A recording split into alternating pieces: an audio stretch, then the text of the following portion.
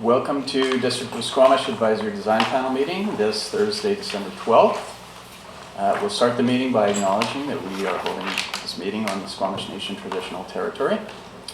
Our first item is the adoption of this agenda. Can I have someone to motion that? Okay. I'll second. Tannis. Yeah. And then okay, all in favor?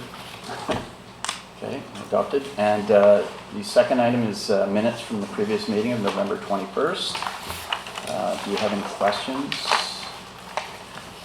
on those minutes? Any comments?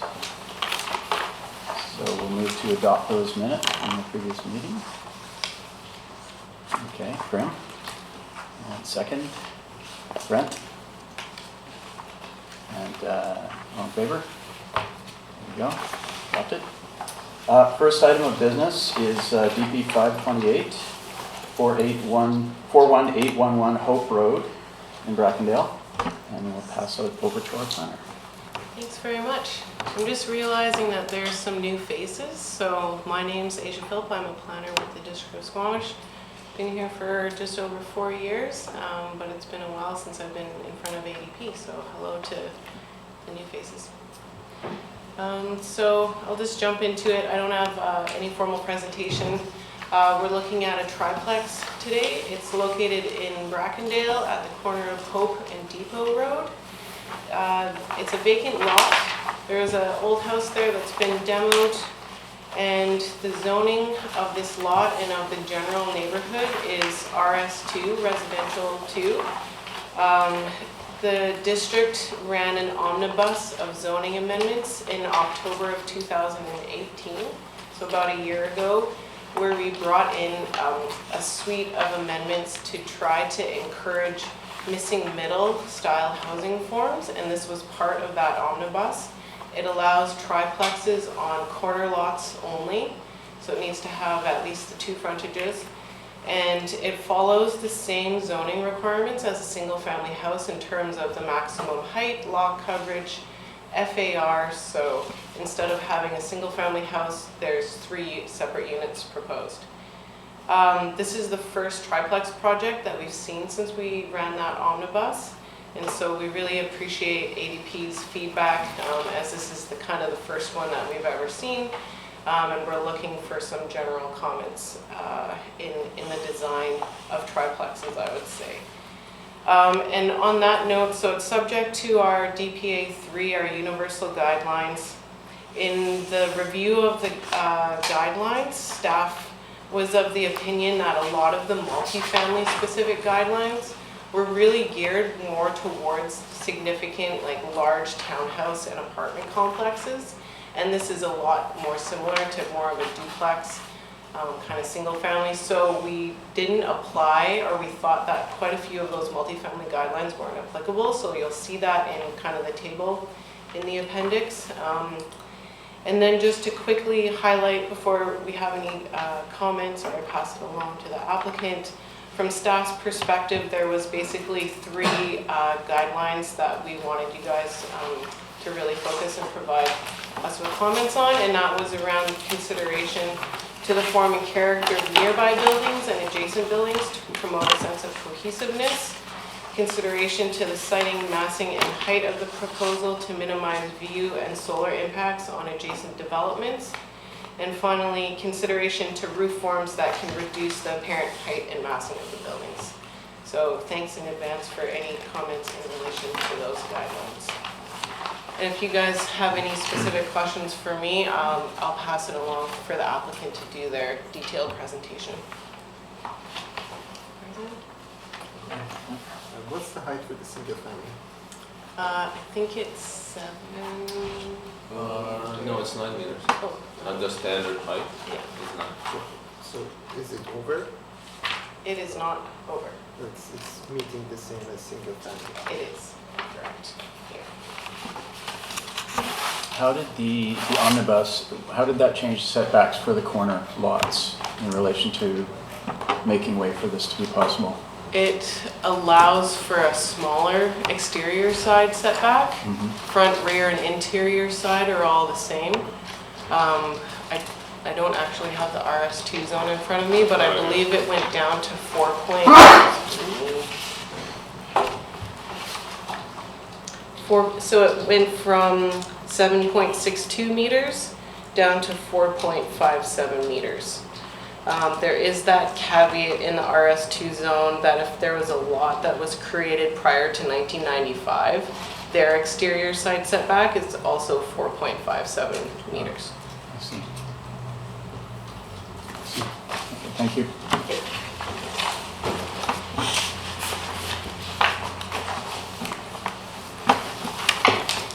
Are we doing? And I'd like Is to- does Is there the no presentation? is the Yes. proponent here? Or- Yes. Yes. Their Okay. whole team is here, so I will pass it along to them. Absolutely, thank you. Yep, great. Maybe I'll move chairs.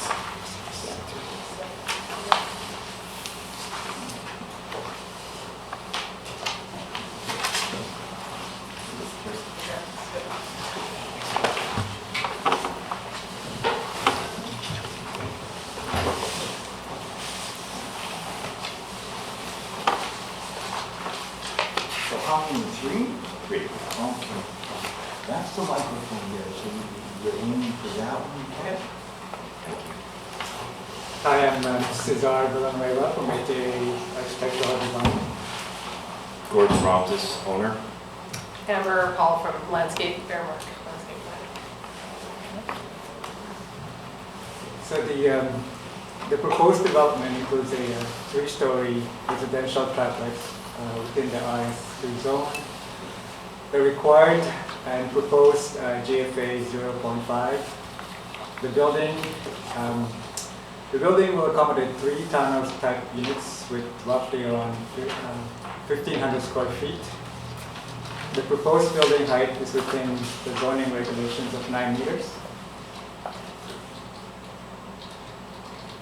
Can you guys see? So this is the only one that you can see. Yes, there's one here as It's well. the same. So that one is not connected to this one.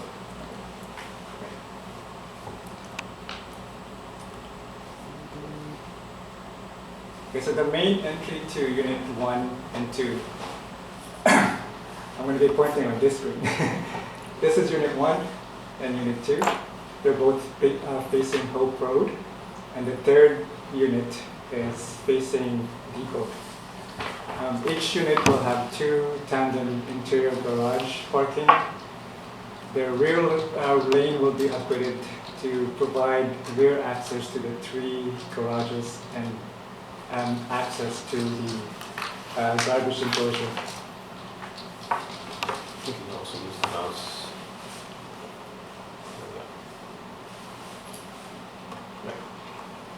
Oh, This so one. in our, So they can instead of see- using They the can light. see that this. Yeah. Perfect. Thanks. Okay, so the main the challenging task of this building is basically make it appear like a single family unit. Also, we needed to separate the building between the 3 units while maintaining the look of a single family dwelling. The balconies of the upper story will reduce some of the massing and create the look of a half story on the upper floor. Cedar shakes cladding is provided on the middle unit to differentiate the 3 units but still maintain the look of a single family. The site is located within the protected flood area, which does not permit living space on ground level.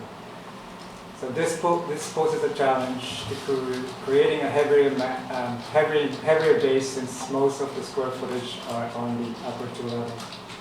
By maximizing the floor space of the 2 levels, we can provide livability for young families by providing 3 bedrooms and 2.5 baths with each unit as well as study.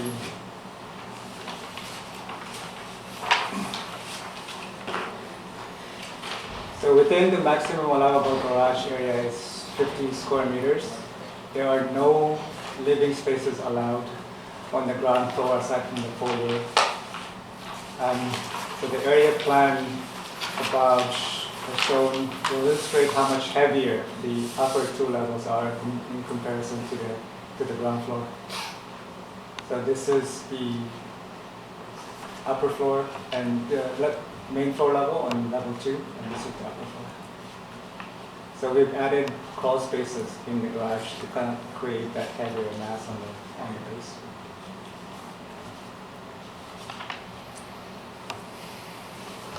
The second level will host a dining, kitchen, living, powder and mechanical room. Most of the sleeping areas are on the upper floor except for the corner units. By moving one of the bedrooms from the upstairs to the second floor, we were able to sort of reduce that massing on the upper floor, so to make it look more of a half-story upstairs.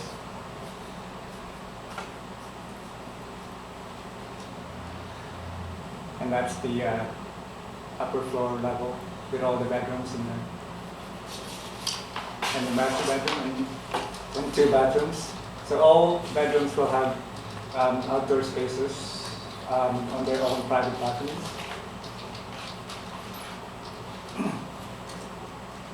Dormer on depot side is implemented to break the box zero while providing the headroom for interior stairs.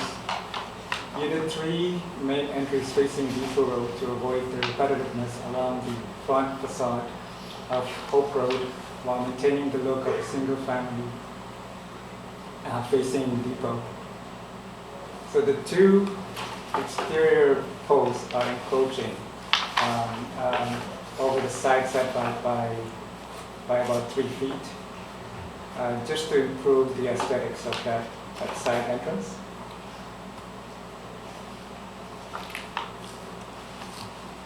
The materials used are fiberglass windows, composite trims, fiber cement sidings, shakes and stone base, cedar wood fences and guardrails. Glass guardrails are provided on the upper floor to slim down that upper story corner units.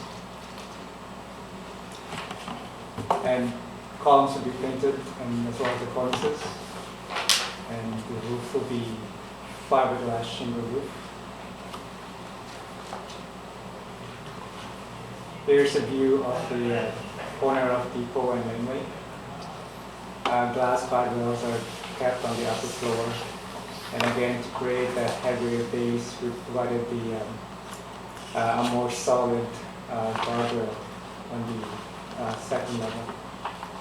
And here's the view of the garbage enclosure with a 6-foot cedar fence. Thanks, we'll just pass it on to the landscape architect. Sure. Do you have landscape plans in there? Yeah. Do you have a landscape plan in there? The landscape is fairly straightforward. It's along Hope Road, there's direct access off Hope Road. A gravel layout nearby in the boulevard, so with direct access pathways to the front doors. Under the covered areas, we provided some patio for outdoor seating to try to activate the front yard and try to bring some of the living down to the ground level. There's some planting between the patios and Hope Road to provide some seasonal color, some privacy to the front to those patios, and some buffering between the road and the front doors. There's lighting along the pathways between the road and the front doors. The path for unit, as Sarge just discussed, the entry for unit 3 faces onto Depot, so the landscape there is just intended to frame that doorway and kind of activate that entry. At the back, it's pretty simple. It's just the driveways and some screening of some of the power poles by some of the trees music. The plants have been selected to try to avoid any wildlife barriers into the yard, so the plants are specifically selected for that purpose. And that's pretty much it. Thanks. Thank you. Okay, we'll move next to some questions. Can I start with Graham? Sure. Thanks for the presentation to staff and the applicant. So I guess just first maybe a clarifying question to staff. So just trying to understand the box that we're trying to assess this against, because the RS2 zoning, I guess, it is meant to fit the form or the height with some side yard relaxations for RS2. And then the report also says the DP3 guidelines is being treated more as a duplex than a triplex. But the DP guidelines, when I look at them, they're not too instructive as far as form or mass or adjacency. So just maybe can you help me understand how you're assessing it as a duplex? If it's a triplex, neither a duplex or a single family. So. Yeah, for sure. So, I think our overall crafting of the DPA 3 guidelines was with these more significant townhouse and multifamily developments in mind. Mm-hmm. And this really doesn't fit into that category so much. And so we're working with guidelines, I would say, that weren't customized to really provide that much guidance. And I was also thinking that they're a little conflicting too, because some of them speak to how each unit should look like a separate unit. And really the feedback that staff gave to the applicant initially is that we wanted this to blend in with the single family neighborhood and to look more like a single family unit. And so those two guidelines are actually really countering against each other. So I think we're looking for some creative ideas from you guys in how it might best fit into the neighborhood. But I think really just the DPA guidelines were meant to capture that multifamily. This is outside of that box. And so with that in mind, we wanted to fit in with the neighborhood, I think. Does that? Yeah, no, it does. No, I'm glad it's Okay. not just me, because I had felt I had difficulty lining up the guidelines for this too. Okay, I did as thanks. well. Yeah, okay, thanks. So it's all RS2, it's all single family. Just to the applicant, was there any examination of solar impacts or shading studies? I didn't see that in the package. With pretty much, it's the toughest part is basically trying to maximize the upper space, the upper story, two stories to make it both triplex. So we slim down the upper story to kind of, reduce the impact of the shading factor to the neighborhood. Yeah, I saw the notes in the package. So you've done a few moves in the upper stories, Right, but yeah. there's no formal kind of shadow analysis. Or No. anything. Yeah. Okay. We could we have a program that sort of does, it shows you where the shading will be. The only impact is facing the house from the people. The only sort of impact is basically to the left, which is, I guess, worse, the east side. Or north side. North side. North side. Yeah. Okay. Okay. So that two corner units above that, basically unit 1, has been reduced to sort of slim down the shade impact on that neighborhood. Right. And so I think you had some notes. You're what you're working against is being pushed up with the parking, and then still trying to have ample living space on the upper floors. Right. Yeah. Right. Yeah. Okay. That's all I have. Thanks. All right. Yeah, thank you for the presentation. I think that doing something like this, trying to find a solution for the missing middle, is something that's important and something that throughout the region is a challenge. And so I think that power to people for taking that action that they can. I don't have a lot of comments on the massing itself. Brent just did questions, right? Sorry, We'll come around to questions, comments, sorry. yeah. My one question is, with the entry off of Depot Road, if, it's sort of providing a walkway into an open ditch, something that I see as potentially could be problematic. Just wondering if any other approaches or things were looked at how to frame up that elevation facing Depot. Actually, I think that is really more of a fake entrance. Okay. The main entrance to Unit 3 will be coming from the Hope Road to the side entrance. So there's actually no walkway entrance that links up to Depot. Okay. There's an open. Yeah, there's an open, Yeah, okay. I think actually, was there a tree that we added in front of that building? There was There are a couple trees, but yeah, the intent is was to have everything. That they frame that walkway, but the intent isn't that people would walk across that. Okay, yeah, that's it for me. Thanks. Yes. Is there any context images of the neighborhood? I just tried to quickly look on Google, but it's hard to. So there's mainly 2-story residential up there? It's a mix. Directly adjacent to the north is a 1-story existing single-family home. Okay.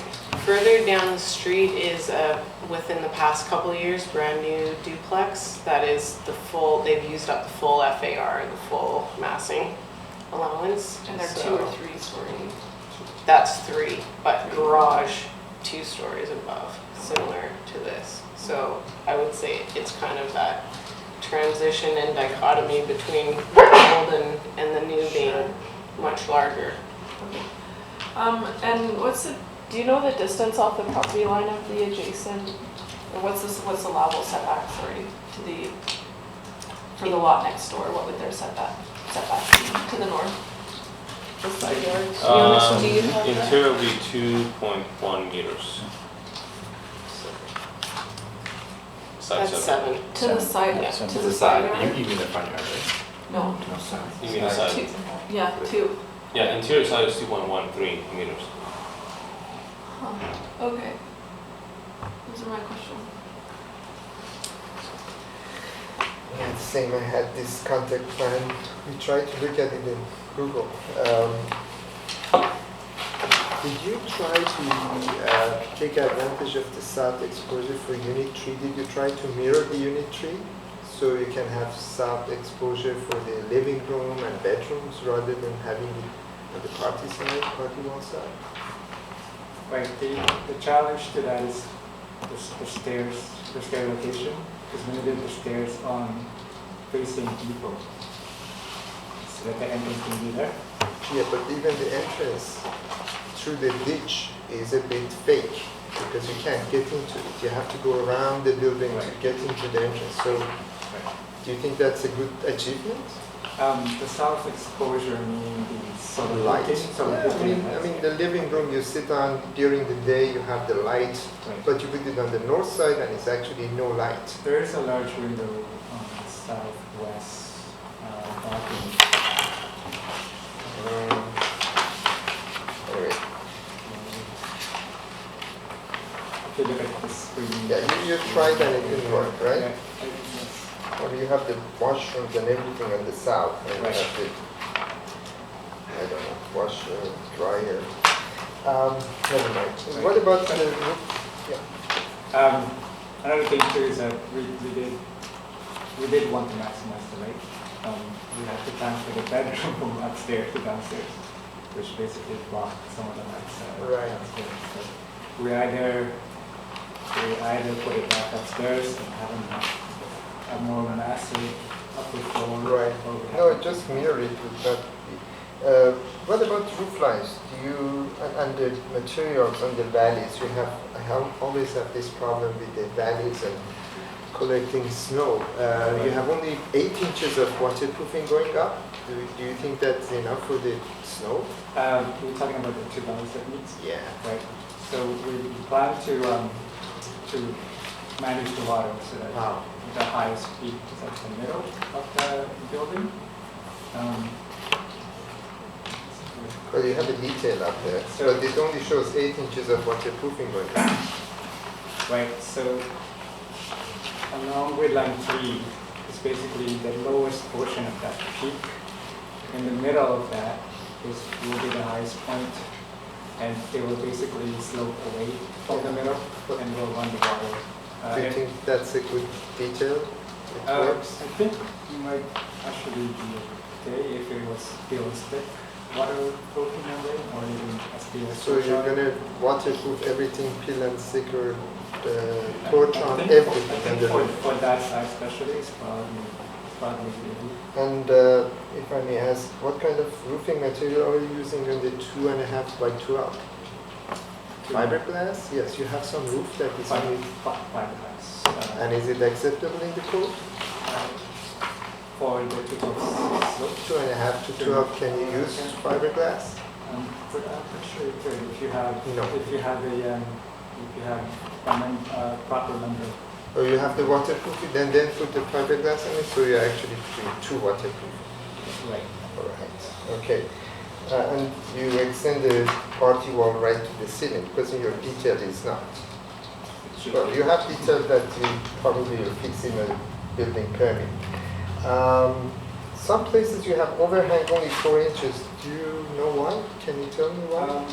Some places you have 1 foot, Right. and some places you have only 3 inches. Which side? On the east side, on the roof plan. Most of them should be 30. 1 foot should be at 1 foot, least. yeah. Yeah, you show 3 inches. That's probably for the dormer. Yeah, why 3 inches? It can be. Oh, that's what. Anyway, do you have a material board?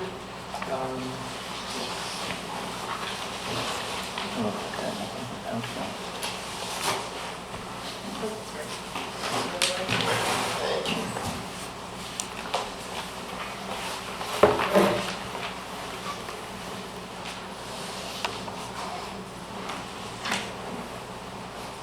And the railings are cedar or pickets? What's the railing? You have 2 types of railing. You have wood and you have grass on top. Cedar fences. And some are grass. The upper floor glass to minimize And that. do you think that balconies in the bedrooms are useful Balconies. on the bedroom level? People go out and sit down in the bedrooms in the balcony? I know, I personally would enjoy it. You would,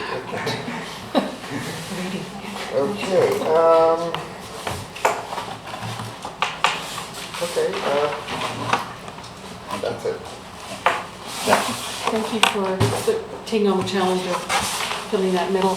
My first question, Asia, in terms of the neighborhood and context, are the majority of buildings built in the 70s, 80s? I honestly don't know the age of what. Just most trying to of understand those what are. the structures are and what they look Yeah. like as compared to this building in terms of. Yeah, Architecture. Generally, the building stock on Depot Road is older homes. So is this building going to kind of, and this and the other one you said that was recently built, are they going to set the sort of the tone of the neighborhood? well, I think the overall trend is for people to maximize their buildable area, so I would assume that, yes, that trend will continue. Okay. And like I mentioned to Tanis, the direct adjacent home is 1 story in height. Okay. It looks like a basic rancher. Yeah, it looked Yeah. like in the Google picture, it looked like a ranch, so it Yeah. didn't quite even fit the living on the main level. No. That's why I was definitely asking doesn't, you. yeah. Yeah, that's why I was wondering if they were older homes, and I guess as people, Yeah, I don't know if they're 60 or 70s. I don't know Okay. kind of the decade though. but they don't fill the current standard, No. right? So, okay. All right, just wondering about the form. My other question is about the driveways and how they come out onto the laneway and onto the road, Depot Road. Is there enough clearance for a fire truck? Is there enough clearance for 2 cars to come in and out of there, 4 cars to come in and out of there? Did you do that traffic study? We don't have the order turn analysis for this. Like I said, the laneway is quite wide. Normally, if it's quite up to go in and back up. I believe in the code is you don't technically need to go through the lane. Okay. And there's 45 meters to the park lot, to the entry of the house. And sorry, I kind of misspoke. I really meant the garbage truck. Oh, the garbage truck. Yeah. For the laneway. It's, what was the size of the lane? I think it's our standard, which is 6 meters width.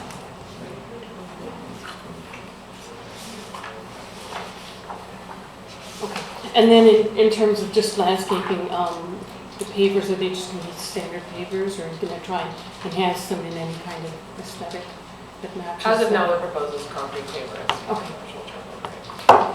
Thank you. Thanks for the presentation. Two quick ones for you. For the shingle, so I guess my first question, is this building allowed to be combustible under the code? Can you clarify that? We're not using combustible. You're not, yeah, so I noticed It's that. not combustible. Any reason why you didn't look at wood shingles just for that kind of small maintenance? Okay, fair enough. And then just so I'm clear, the reason why you have to take the height out of that crawl space is just so it doesn't get added to your total FAR? Right. Right, Yes. right, okay.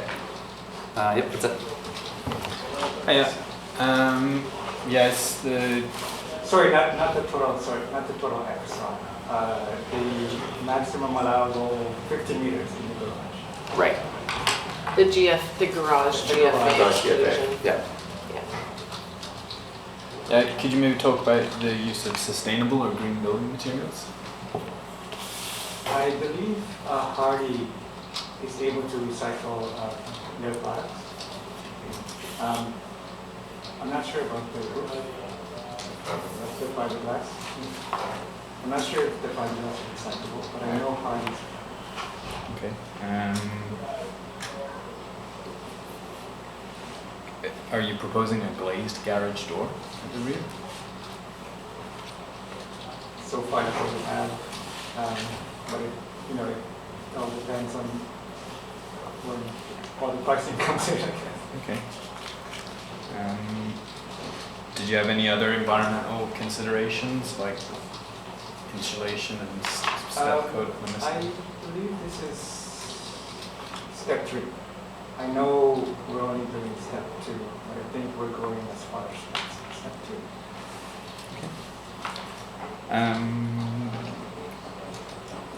And then the cast in place driveway at the rear, how does that drain? We're going to do pavers first. Yeah. So it's actually not cast in place.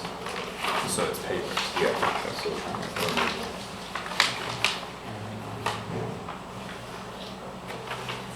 Yeah, I think that's me. I have maybe 2 comments when you're done. Okay, I just have a couple questions. One is understanding this, all of Brackendale is debris flow hazard zone. Is there anything, treatment of this particular style of housing that would be helpful to know about? I mean, I understand you need concrete walls up to a certain elevation. Is that, yes, that's happening here it is. in response to that DPA for that issue? Yeah. There's no DPA for it. Okay, all right. It would be part of the, so we normally do that in the building permit stage because the applicant doesn't have to produce a hazard report essentially that prescribes. So we have the hazard report, Okay. and it's been reviewed, and it does respond to the Chikai fan hazard. Mhm. Yeah. Mhm.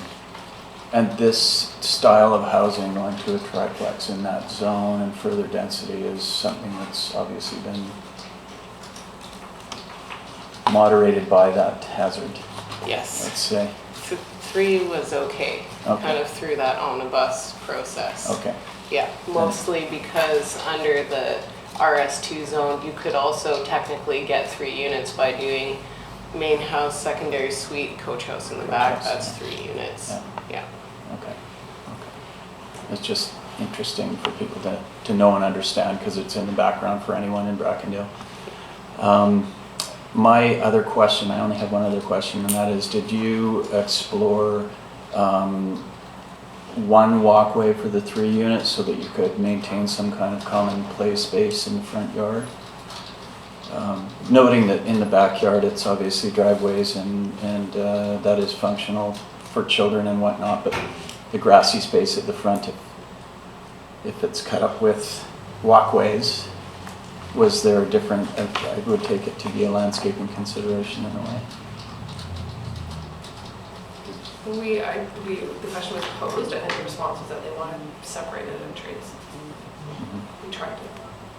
But you did look at it We did from look at it. that perspective, okay. Can I add a comment from staff? So it's not something that's been conveyed to the applicant, but there is talk internally about perhaps re-daylighting and putting open ditching along the Hope Road frontage, in which case I think our staff, at the staff level, the preference would be for at least one initial crossing of that ditch Mhm. and then kind of fanning out from there. Mhm. But it's something that we haven't really worked through our engineering department yet. Okay, Yeah. thanks. You had some different. Yeah, that was one thing I wanted to mention was about perhaps reinstating an open ditch along the Hope Road frontage, just to try to increase our stormwater capacity there. And then just to quickly speak to the proposed variance. So this is something that hasn't been finalized yet, but staff have suggested to the applicant that in order to avoid going through a variance along with the development permit, they're allowed to do a 2.5-foot eave projecting into the exterior side setback and use like a thicker brace along the building, and that brace wouldn't, it would be exempt. So we were kind of trying to encourage that to maintain that entrance and the look of that entrance, but to avoid that variance process. So that was the only other thing I wanted to mention. I'm seeing you nodding, so you're still considering that option? Sure. Yeah. Okay. That's it. Great, thanks. One more question? Yeah, just to still making sure I understand the RS2 future context. So just to clarify, so triplexes are only on corner units? Corner lots only. Corner lots? Correct. Corner lots. And then the lot to the north, they could do a duplex? Yes. Or a single family home with a secondary suite on the laneway? Yes. Okay, great, thanks. They could also do a duplex with 2 suites. Oh, okay, great. Yeah. Okay. Great. We will move to comments then. Would you like to start there? Sure. Since we're going this way, Okay.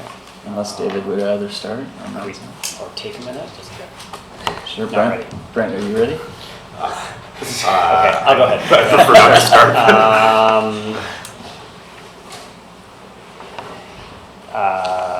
Sorry. Yeah, I mean, I respect what it's doing, meeting this missing middle, which was the intent of the omnibus change in the zoning. So I think that's great. It's unfortunate that the guidelines maybe weren't locked down a bit more beforehand, because it seems like it's meeting the general kind of parameters, and the applicant has done a few moves to try and minimize that. And I don't have any other creative solutions, but you know, that's all I have to say. Yeah, I'd really say sort of the same, that I think that it's good to see the applicant making an attempt, and yeah, there's probably, being the first, there's things that can be learned or gained through this, and I don't have any creative ideas either, so. Dennis? Okay, I think if the goal here is to try to respond to a more single family or duplex style, there's a lot more that you could do. I think you're still chopping this up into 3 units, just by each roof line being, it's an individual roof line. You could do one larger roof and then add, if this is the architectural style you're going for, you could add other gables or dormers on the ends, but to have those 3 separate roof lines, immediately that reads as 3 units. And then each entrance broken up again into its own area. You could look at flipping the units, which helps for daylighting. Have one larger entry with, and then branch off from there, so it's reading again as one main point. I think this Depot Road elevation is that corner coming in on Hope and Depot is really prominent, and I think that this elevation that faces Depot really needs to have some work to it. So this is really poor in my opinion. I think you could swap the where the stairs are and where the crawl space is, and bring it maybe closer to the Hope Road, which would also help that entrance around the side. And really sort of address that corner instead of Hope Road and then Depot Road, maybe look at it more as, you know, from that perspective. I would look at bigger overhangs. These are pretty minimal for our climate. And I guess just architecturally speaking, this is it's a very layered approach. It's more what you would find in like the early 90s with in like a single story application. So the brick on the bottom or the stone on the bottom, and then the hardy with the big barge boards and the gable with the shingles. And I don't think it works well for a 3-story. So if there was opportunity to look at maybe a different architectural language, maybe something a bit more modern and less early 90s, might help sort of bring those 3 stories into one cohesive form instead of having it sort of this pancake. And then I wouldn't be afraid to really push some of those roof lines a bit more because again, it's just each layer has its own little roof or wraparound hip where you could really extend those up to break up that wall. I think there's quite a bit of work left to do on this, especially because it's the first one through the gate, and I think, you know, setting the standard, it falls on you guys to do a really good job. Yeah. Thank you. I also echo lots of things that Dennis mentioned. I have difficulty with this false south Unit 3 entrance. I think it can be done a little bit more successfully. It's really too much around the corner and go and find the entrance, which can be better. I have a little bit of difficulty with overhangs and roof lines. I think overhangs some of them are very shallow. And roof lines, I think, as mentioned, it's too much broken. I think it is really 3 units, 3 townhouses next to each other. Maybe you can get rid of the balconies and maybe get the advantage of breaking it some other way. But other than that, I think it is too much broken to even consider as 1 unit. But that's it. Thank you. I echo Tannis's statements. The aesthetic really makes it look like 3 different units as opposed to a single family unit like the rest of it. And if you're going to set the standard, especially the overhangs, given how much training we have, we need some coverage. It would be nice to have the balconies. I don't mind those. Those are actually kind of quite nice to have. But given the rain and the snow that we have, it would be nice to have a bit more of an overhang. And just the pavers, instead of just making them standard, making them a little more aesthetically pleasing to give a more family warm feeling to the neighborhood, just because it sounds like you are going to be setting the standard for the neighborhood. That's it. Yeah, I don't disagree with some of the comments from the architects in the room. Coming from another side of it, this is a single family neighborhood, RS1, RS2. As far as the form and character goes, if the neighbor wants to redevelop, they don't have to go through this process and go through this design review. So what you might see is a building looks exactly like this, but it's just a duplex or a single family home. So part of me, like part of the whole missing middle and encouraging the missing middle is streamlining that application process and allowing those applications to flow through. And that helps with the affordability and it helps with the missing middle. So from from that standpoint, I struggle a bit with getting into this much detail on a unit like this. I think I encourage you to look at the comments that have been said today, but I think philosophically, I don't really agree with that level of detail going into this type of building. So I'll just say that. I think the challenge is too is that if you look at the neighboring property, it is not safe at all for debris flow. It is not safe at all for flood. It does have to come up eventually, and if it were to be sold and redeveloped, that's exactly what would happen. So I think in the context of that, when looking at applications specifically in flood zones, we should always keep that in mind with how that neighborhood's going to develop. In a similar fashion, that's why I kind of asked about the 5-foot crawl space. It's going to be a much more attractive unit and usable space to actually be able to use that as a full height space. It seems silly, like if you're going to fill it with concrete, the owner's going to go in there and jackhammer that concrete out because it's usable space anyway. So I would hope that I know we want to get away from these massive parking garages, but in floodplains, it seems like a waste to not utilize that. And I think it hurts this project and probably hurts the consumer on that one. Yeah, and as far as roof forms go, I think if I can understand the process in my mind, you looked at the guidelines said distinct roof forms, and you did that, and then we're now saying that we want to have a single roof form, so. Well, That's the that's not problem. what Asia said.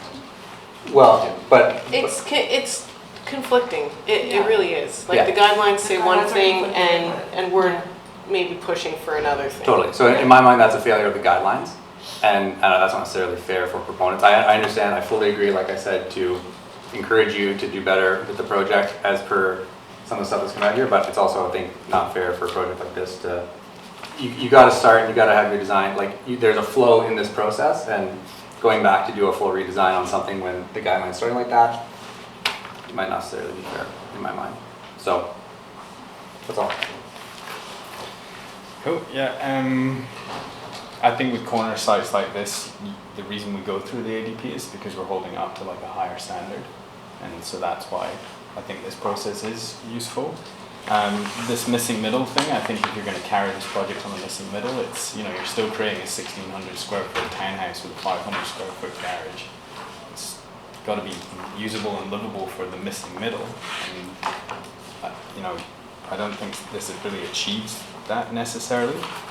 I agree, I think the building is a little bit too busy. I think I counted 10 roofs on the upper floor, and that's before you counted all the other ones.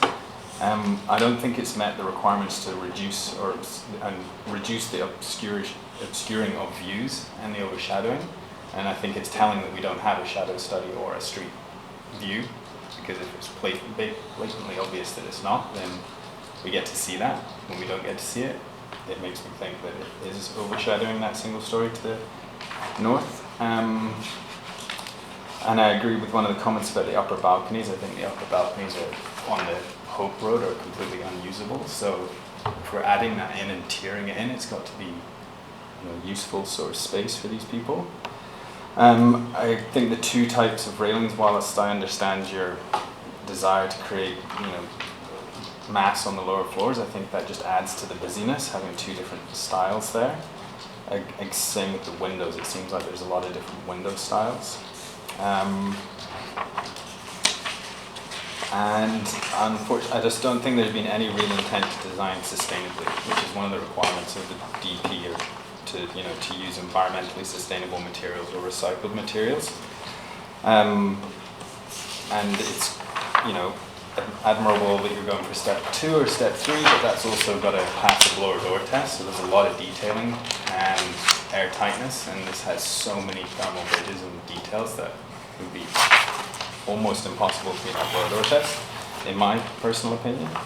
And lastly, I don't agree with the glass garage doors, because there's going to be about 60 grand's worth of bikes in that garage. So maybe just make it a solid garage door. That's my comments. Thanks. I just have to start by saying I absolutely agree with Carlos with your take on this. I think getting into a level of detail as we do on some other projects is probably not the right project for that, given your comments. I also absolutely agree about the crawl space. And so, do I take it what your suggestion is, Carlos, that it should be allowed to exist? Yeah, and I know there's a conversation about that a few years back in the zoning, and I do get the rationale that you don't want these monster garages necessarily.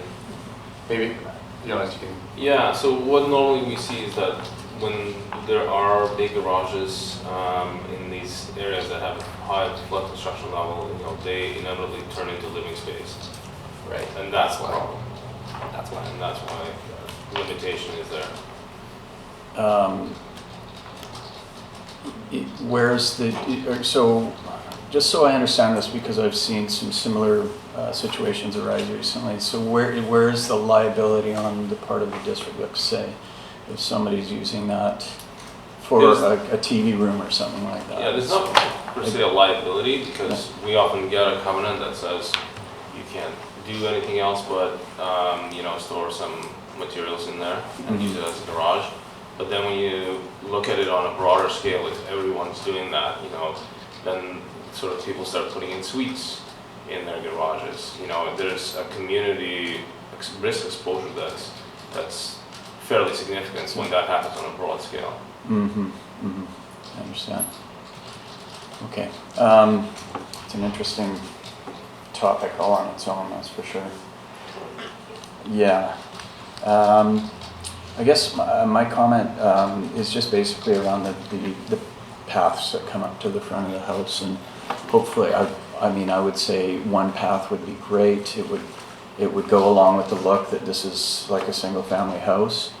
And then of course there could be a path that separates to the 3 doors that's up closer to the house, rather than three concrete paths going across the lawn. And then you might get kids being able to play in the grass out front there, which would be great.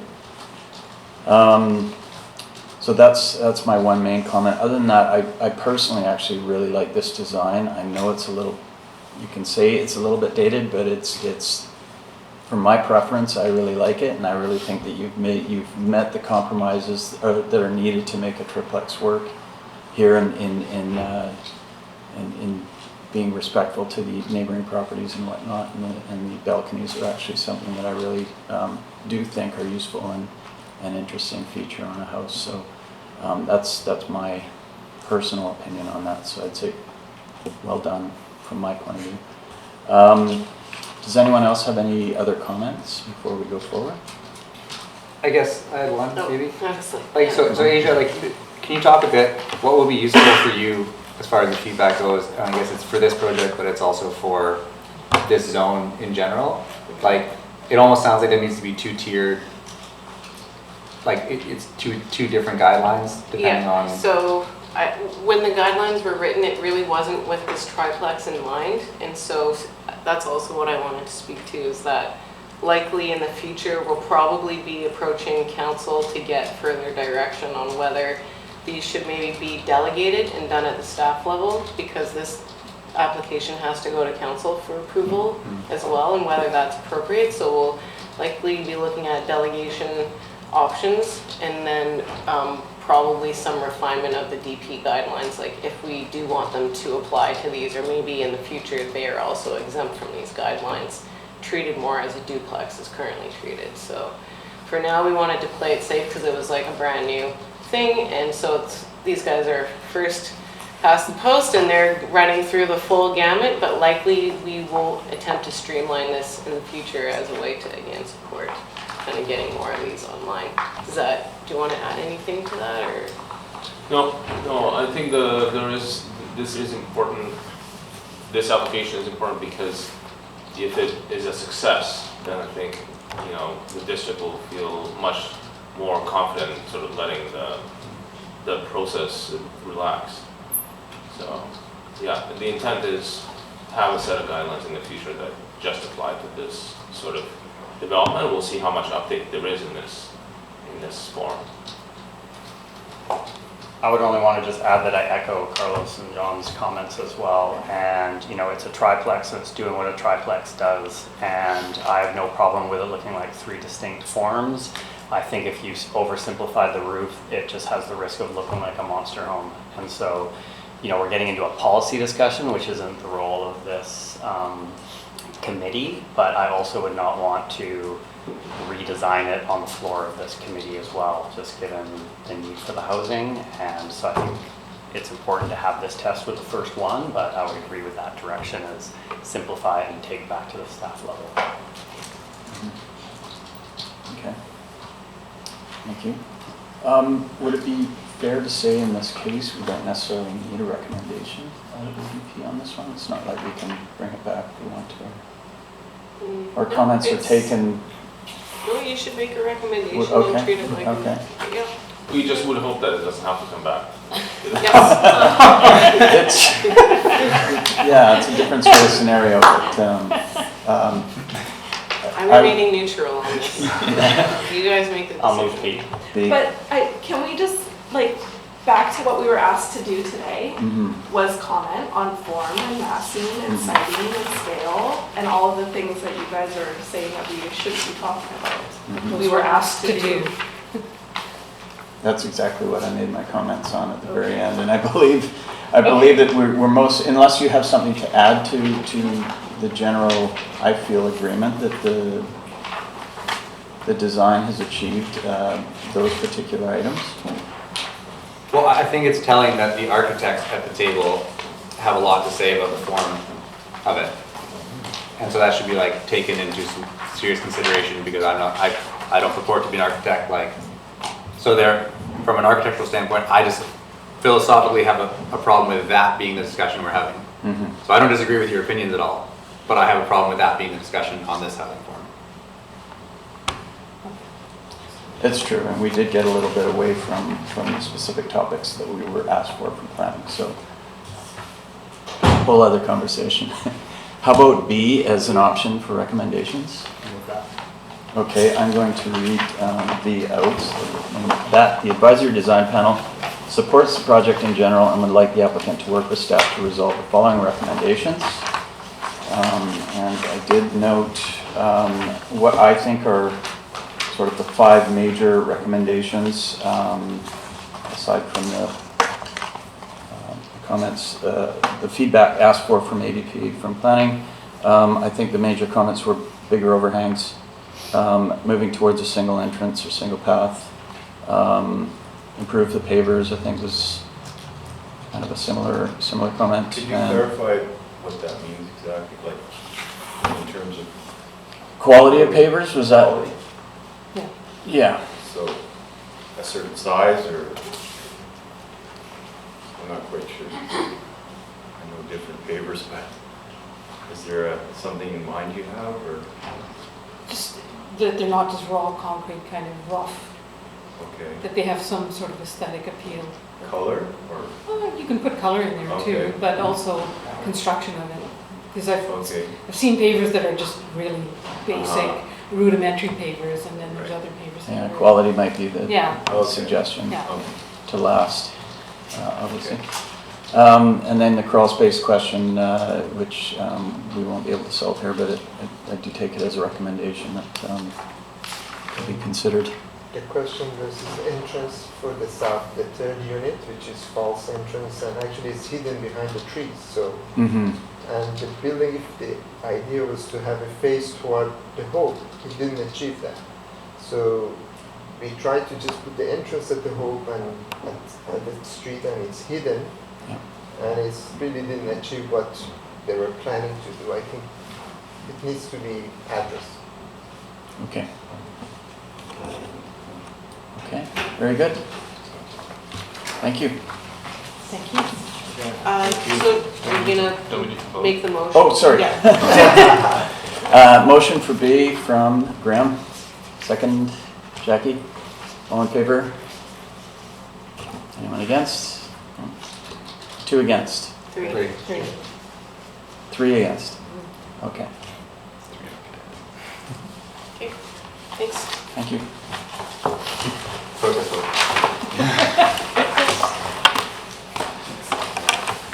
There's more of an answer in the minutes there. Item B on the agenda is ADP role refresher from Jonas, our director of planning. Just give me a sec. As you are and when you are ready. I'm ready. Momentary sits so bad.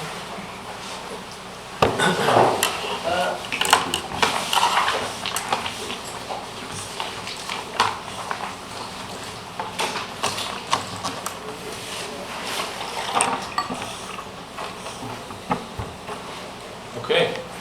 So my name is Jonas Velaniskis, and I'm the Director of Community Planning here at the district, and I think every year we try to do this once a year because we are, kind of ADP is always getting new membership as members leave and new members arrive, and so I think it's important to keep up to date with our your roles and responsibilities, and also keep you guys informed of what is happening at the district with some of the policy work or municipal projects that are important that you guys might see at some point.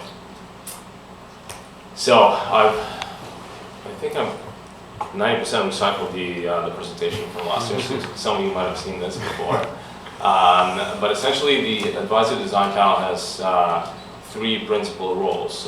So number 1, and probably one that where you guys likely spend 90% of your time, is reviewing development proposals and responding to development permit area guidelines, as you just did today. We spent some time on policy development.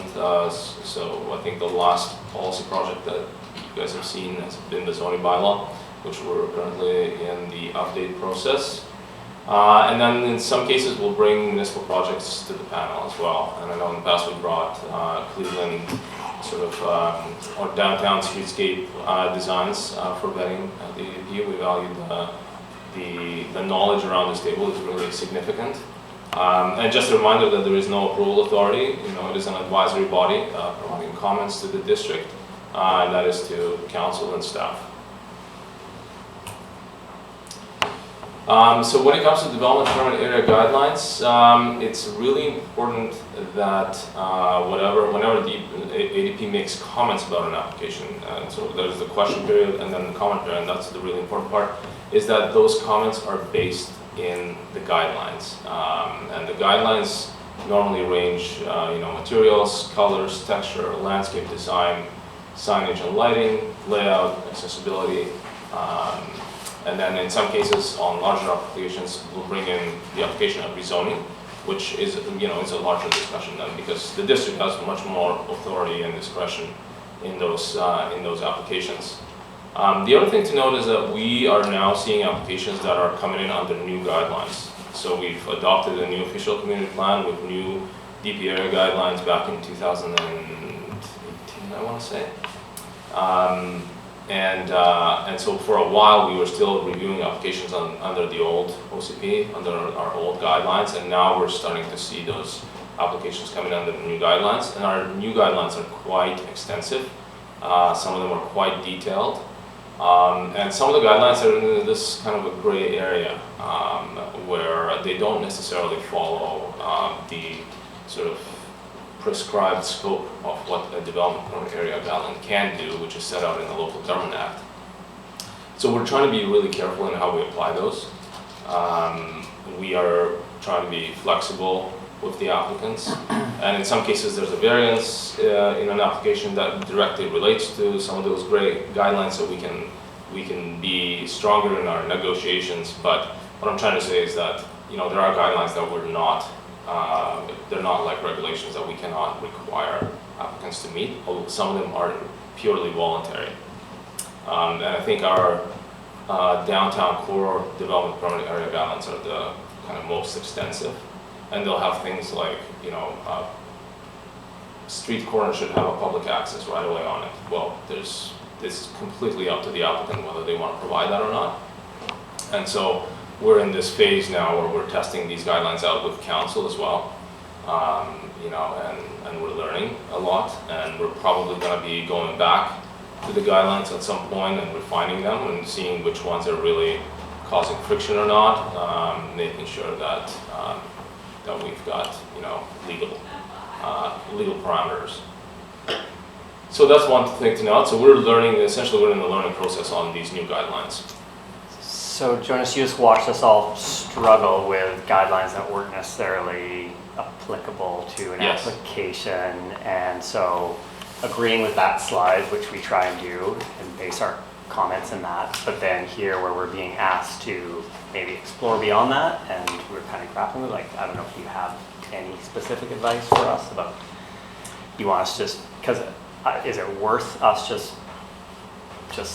spouting off a bunch of design advice that is not necessarily grounded in the policy to staff? Is that worthwhile to staff? I think asking the questions is definitely worthwhile, because at some point we're going to have to go back and improve those guidelines. Mm-hmm. We basically, our guidelines do not address this sort of scenario right now. So asking the questions definitely, I think, is useful for us, because we're going to go back and have more discussions with the applicant, and some of it is totally voluntary. But then when it comes to comments, I think that is where it's really important that the comments are based on guidelines. Yeah. Sorry, but to that point, like, couple, we've been on here for a year, a couple applications come through, and they've had the wedding cake, or, you know, they've either not gone for the wedding cake style for multifamily, and what we've heard around the table for the most part is like, yeah, we prefer, with understanding building efficiency and the way things are going, that you don't have that requirement for a wedding cake stepping back all the time. Right. So that's something that, like, I guess our role as experts isn't just we should know what the guidelines say, but we should also say if our opinion differs with that, should we not? Because like what I wouldn't want to have is an applicant come to us with a building that none of us here like, but it is the existing guideline. Yes. I think you can certainly voice that, but it becomes problematic when, let's say, a project meets the guidelines, but we're making comments about the fact that the guidelines are not working. Like, that should be a separate discussion. Okay. You know, maybe if the ADP feels like there are certain guidelines that are really out of date and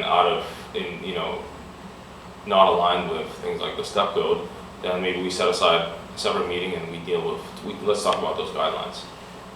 But it's very hard for the applicants to say, because the first thing we tell them is like, here's the guidelines, go and design a project that meets that. Yes, so I think it's in a scenario where they've said, we read the guidelines, we propose an alternative. Yeah. And then we can offer either our support or our lack of support for that. Yes. But if they're meeting the guidelines, it's not our role to say, hey, that's actually not looking great. We don't like the way that. No, not in the comments. Okay. That makes sense. I think there was, at one point in time, as I recall in the past with ADP, there was sort of a council would look towards ADP to maintain a sort of Squamish style or a Squamish vernacular. I don't know where that's gone or what that is now, or how to apply it in light of what you're saying. I think that a lot of times our comments are well received by the proponents, even if they're outside of the scope of what we necessarily are supposed to be here for, but they're very helpful and absorbed and used, and then as a result we end up with a slightly different project that looks a little more Squamish, and they understand us better, and so that's sort of part B to my comment or question here about Squamish vernacular. How do we sort of encourage that and still follow along with what? That's a good question. I don't know that there is such a thing as a Squamish style, right? It's kind of being created right now because there's so much development happening. But I think ultimately that has to live in the guidelines, and I do believe that we have guidelines that speak to that. When it comes to color, materials. Yeah. So that's where it should live. I do feel, personal opinion, that there's evidence of a lot of times projects that are, let's say they're being a standard type of project that's used in Langley or on the island or something, and it's brought here and plunked here, and without any thought to what Squamish is about. And quite often the investor developers end up in Squamish are not from here, they're from outside of town, and they're looking to make money and do something that they know. Fair enough. But so how are we expected to kind of avoid the fact that we've got several different styles going on right now that are not really, it's really hard to guide that. It would be nice if we could. Yeah, I think then you'd have to have very specific guidelines as to what you want to achieve. And you see, resort towns have that really strict control over design. I don't think we've really ever wanted to be that. But I think it is, my sense, generally is that we have fairly good design. Looking at the buildings that are going up right now, I think they're sort of meeting what the expectation is. That's certainly what we hear from other professionals who visit the town. We get planners come from Vancouver and other places. So I think it is through the guidelines that the problem is how prescriptive do you want to be in them? Yeah. If I may. Go ahead. I think if we have some kind of style per se, like a cookie cut design, is just try to make everything in one. I think to some degree harmony is good, but we should give flexibility to architect to come up with ideas to generally have harmonized design rather than one style that force everybody to make it same design. I think it would be very boring after. Yeah, it's the Yes. fabric of the city, It right? becomes Yeah. very difficult. But saying that in general term, I think what Carlos mentioned in the previous, I think it's quite right, that with a smaller project, we should let it streamline it, let it go, not go back and spend a lot of time again. Quite agree with that point. However, we should have some higher standard for the design, which, because it needs to be, I know the single family goes without coming here. I'm hoping that people are looking at better design and high standard, but this one, this type, we should have some kind, I don't know where, we don't want to just spending time back and forth, but we should look at the higher and better design for this project. Otherwise, we end up with not such a great city. Yeah, I agree. I think there's definitely some case where we would like to have a little better control over functionality and in sort of relation to the zoning for certain properties. In the case of, you know, an industrial design or an industrial zone building that has a very small elevator, and they're saying, oh no, we have industrial space in the top floor, but they're really not functionally planning for it. Yeah. So I know this is a totally like out of our realm thing, but it's something really that affects the community or will affect the community in a strong way, regardless of who the end owner is of the building and user. So, Can I make a suggestion? Mhm. Like, maybe this time next year, we go back and we look at the projects and we look and see if there are policy pieces that we can distill into a sentence or two that can be considered going forward. Not to say you're going to use them, but you know, like we could probably go back through the last year's projects, and every one of them there's probably an item where we could put a few guidelines together that would be useful to think about, Yeah, I think that would be a great exercise. and then you just do it, plan for the next year. Yeah. Yeah. A year might be too long. I don't remember what happened. Some of you guys won't be here anymore. No, I think it is, we need to keep our development permit area guidelines current and living.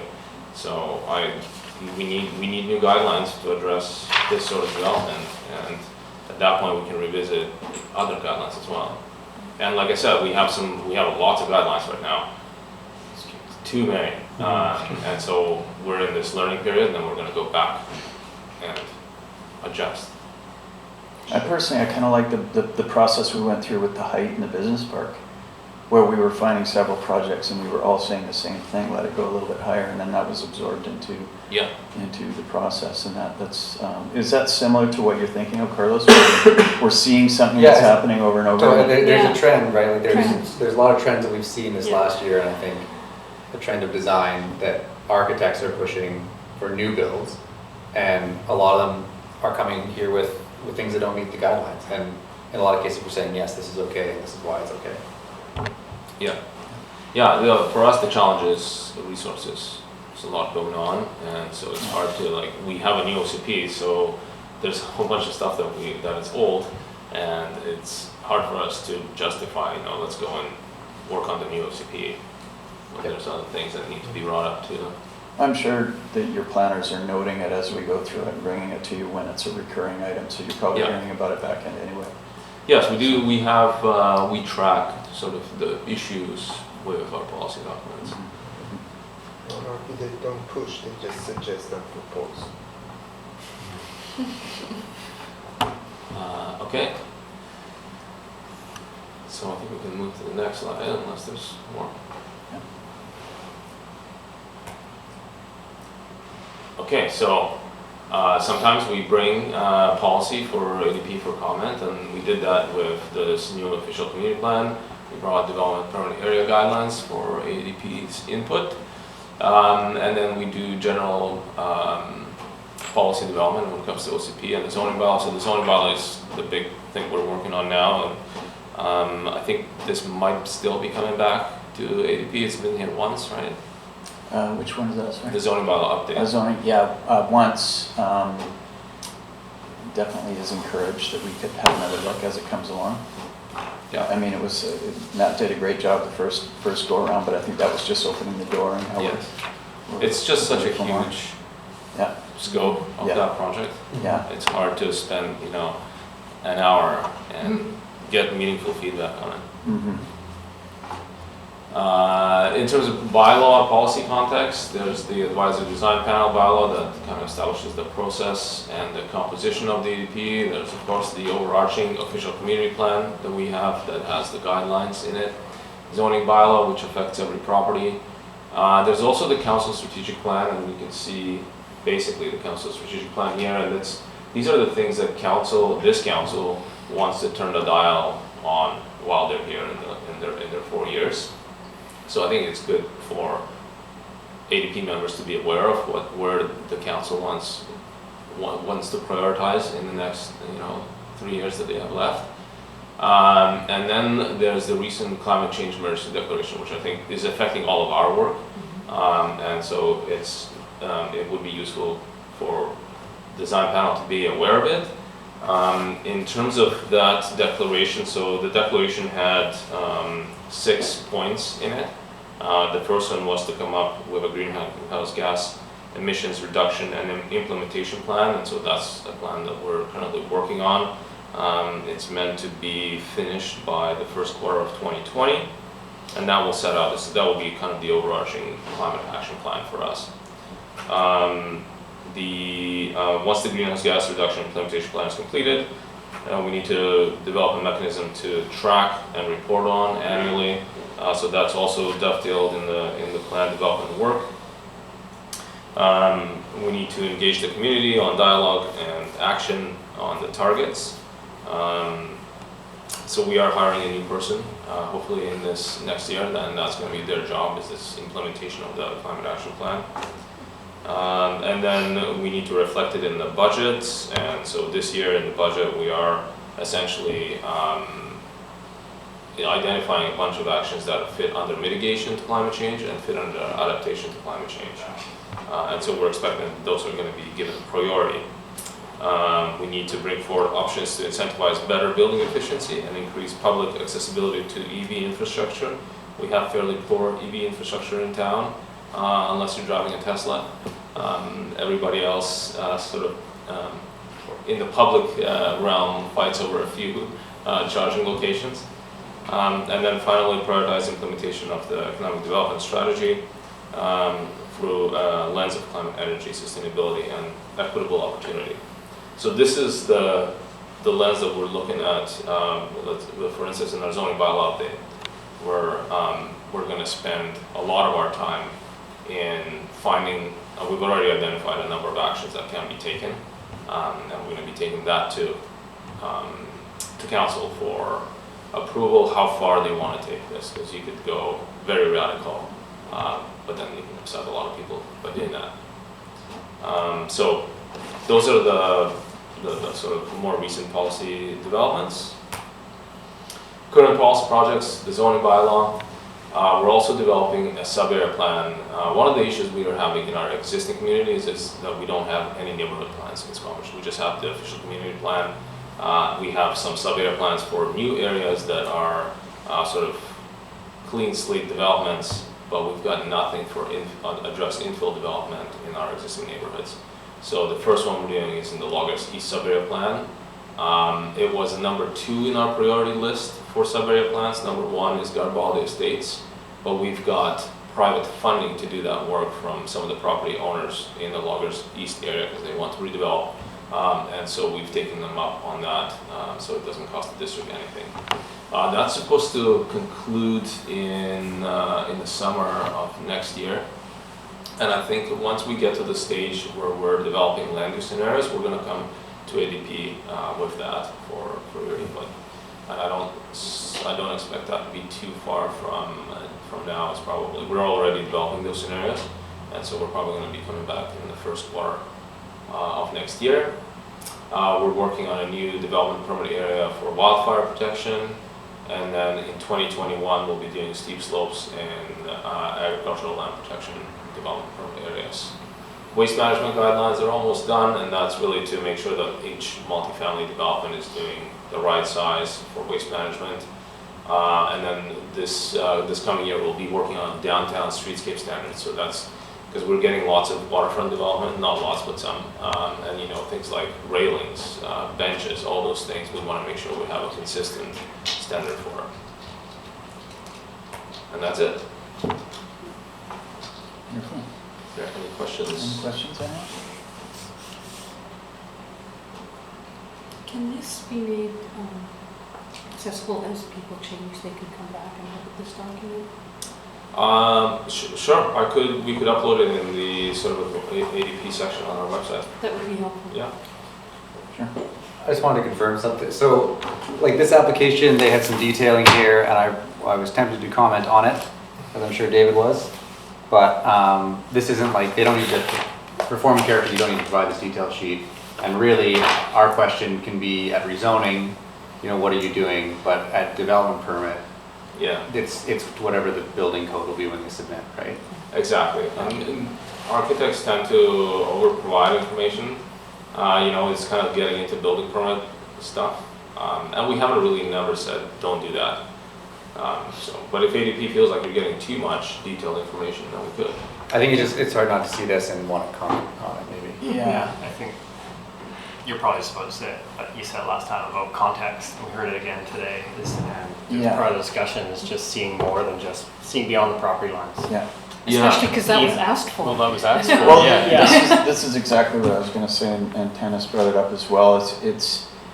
There's questions from the planning staff about certain items in the DPRA guidelines that they would like us to comment on. Mm-hmm. It would be nice if there was a focus of the materials provided to us that ensured that we could Actually, make useful comment.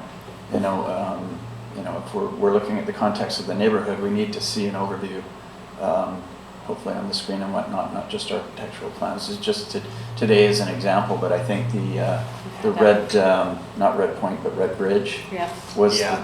that's why we brought them back. We just didn't have the information to answer the questions that we were meant to ask, so. Where's they that did at? on their second vote. And full drawings, like the whole elevation of the building instead of the little, Yeah. look at this beautiful shot, but then the rest is, Yeah. Yeah, Mhm. exactly. very. Yeah, it varies from application to application. But consistency. We could do better on context for sure. With this application, we're treading it carefully not to require too much. But because they're setting the standard in the neighborhood, or Mhm. It because doesn't have of to the be a first. survey or anything, even if just the planner or the applicant throws Some up pictures. Yeah. Google's or Yeah. Street Yeah. View Yeah. or That would be aerial, extremely that would be helpful, fine. Like, we can bring it up individually, but I think to have it up there is. Yeah, I agree. Yeah. There's also been a couple times I've noticed, like I try and just bring this and review it, and I get here and the printed package is slightly different than what I'd gotten in the agenda. So Yes. I don't know who needs to double check that again, but that's happened a couple times. Yeah, sometimes the printed package is more up to date than what's on the agenda. Yeah, And with the so- Red Bridge one, that was the case. Yeah. Yeah, we could try and do- Administrative things, but just to know. Yeah. We're doing pretty awesome anyway, but. Well, the planning staff are wonderful, and they definitely provide a lot of support when they come in with their projects, so. It's, we're just talking about little things to tune it up, and Yeah. we all just want to do as good as we can for council and providing our feedback. And that's why the question came up at the last few meetings about, our comments having a myriad of notes and which ones were the priority items and how do we do that. So I think that we resolved that the chair would try to highlight certain items as major items That's perfect. and notes, and they would float to the top of that list. Yeah. And we're doing it at the table and agreeing at the time, not doing it outside of the room, Exactly. so, yeah. That's excellent. It was good to hear from Karen, and I probably should go to a public hearing, but can you just shed some light for new members and myself, just how some of the comments are treated at council in the report? Like, they're included, but. They're included in the report. I'm not sure how much, some councilors pay a lot of attention to those comments. I'm not sure if everybody or to what extent they do. But this council is very good at reading reports. thoroughly. So I'm assuming it's making it there. And they, you know, I think on almost every development, they bring up, well, the ADP said this, and you know, what happened to that? That's good. Yeah. Oh, good.